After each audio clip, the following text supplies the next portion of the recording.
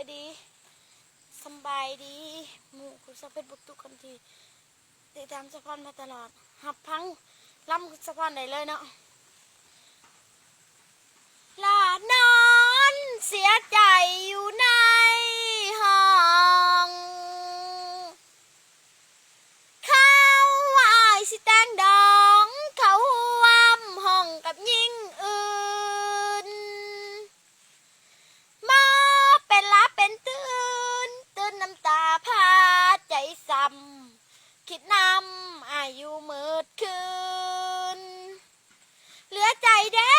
คำว่าหักนักเป็นมือเหลือเปอร์เซ็นต์บ่หอดลอยมันเหลือน้อยค่าเท่าสูพ่อปันโจรมาปุนแทงใจนางตายคาทีจากคะแนนที่เคยมีจากความดีที่เคยให้ไอเหลือไว้แต่น้ำตาสัญญานางฮะโอฮะโอโอนอสายนอมืออื่นเศร้าอายสิเอาคนแอวหมดชิ้นแล้วคำว่าหากเฮาฟ้ามุนน้องบ่พอสิได้เป็นพันละยาหงกับกาเพิ่นว่ามันบ่สมกันเวียกตอนเขานั้นบ่ได้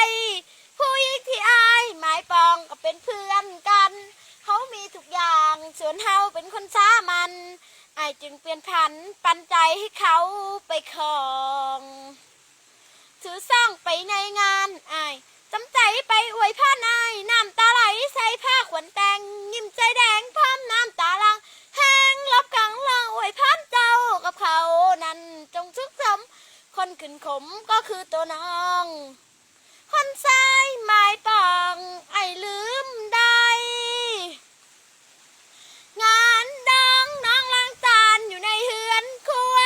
ผักลากงัวซอยเมครัวเก็บเศษอาหารเอาน้ำตาไหลแทนกำไรล้างจานเจ้าบ่าวเจ้าสาวเขายิ้มด้วยความสื่นบานเพื่อนผู้เฮฮาดังนั้นแต่เฮาสงสารหัวใจ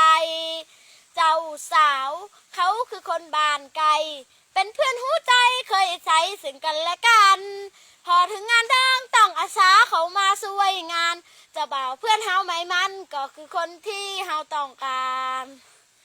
งานดองอายคนทั้งหลายกินซีนกินปลาแต่น้องต้องกินน้ำตาคนกระสาแซวในงานน่าอายเด้ผู้คนเขาเว้าประจานเหลือใจเด้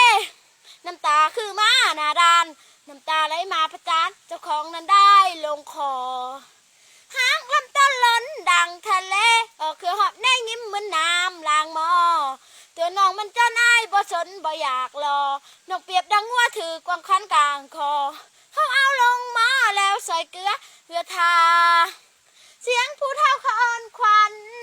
ดังกันทุสานลงโทษนั้นตัดสินให้ค่าเสียงดนตรีดังใจน้องพังเหมือนดังผาวันอายกินดังน้องต้องกินน้ำตาอยู่ไปก็อายคนชาต้องขออำลาหนีไกลใส่งานไอกระบอทันแล้วใส่งานไอกระบอทันแล้วย่านเสียงแซวเสียงห้องสนั่นน้องนี่กันน้ำตาบ่ได้หัวใจน้องหาบ่ไหวเสียงส่งไปดังมาวุ่นคือเอาปืนมายิงใส่น้องเสียงคนห้องคือเขาเยอะเย้ยเสียงแห่เขยคือคำเขาด่าขอเอาน้ำตากลับคืนบ้านสุขสมแด่งานสะเดออายนี่ก็คือเพลงเฉพาะเนาะแล้วก็สิมีต่อเลยเนาะมีต่อสองเพลงเนาะก็บ่ว่าสิเป็นเพลงหักผัวเขาเนาะก็สิเป็นมีต่อแล้วก็สะพอนก็สินางฮอกมันเนาะ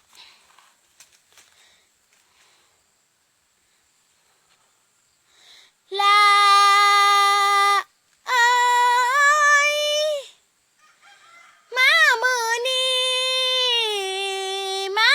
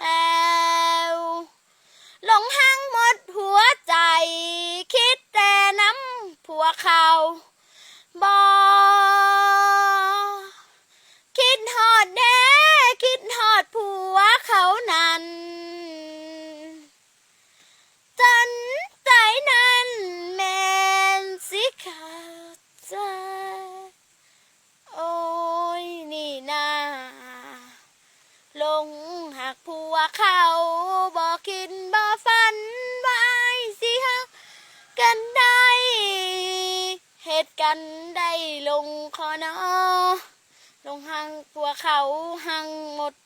ใจพอแล้ว